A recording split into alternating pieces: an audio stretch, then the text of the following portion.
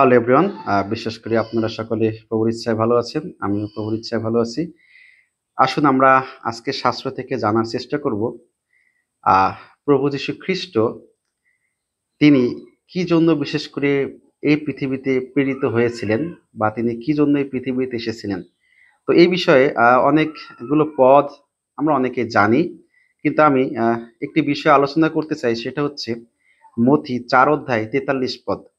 এখানে লেখা আছে, কিন্তু তিনি তাহাদিগকে কহিলেন, অন্য অন্য নগরেও আমাকে ঈশ্বরের রাজ্যের সুসমাচার প্রচার করিতে হইবে, কেননা সেই জন্যই আমি প্রেরিত হইয়াছি।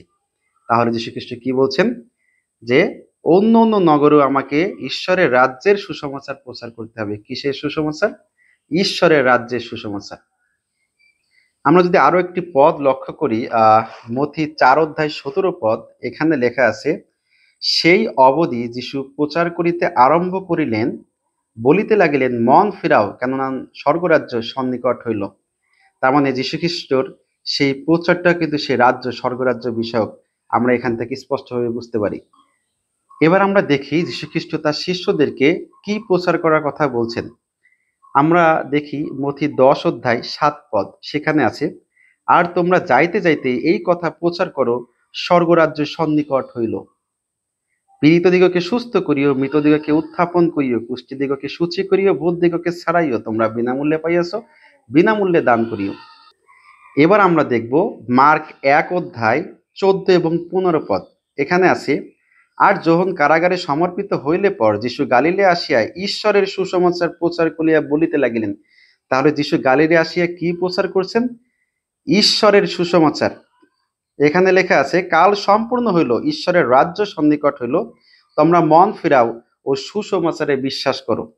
তার মানে আমরা দেখতে পাই যে এখানেও সেই মন ফিরে এবং সেই ঈশ্বরের রাজ্যের বিষয়ে বলা আছে।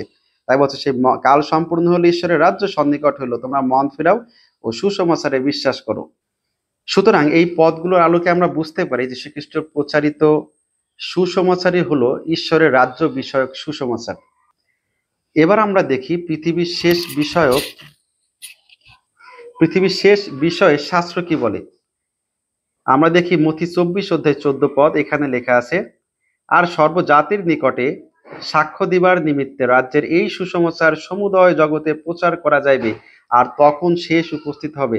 তাহলে এই পৃথিবীর শেষ কখন উপস্থিত হবে? এখানে কি বলছে? রাজ্যের এই সুসমাচার সমুদয় জগতে প্রচার করা যাবে, আর তখন শেষ উপস্থিত হইবে। ঈশ্বর তার নিজ বাক্যে আশীর্বাদ দান করুন। আমেন।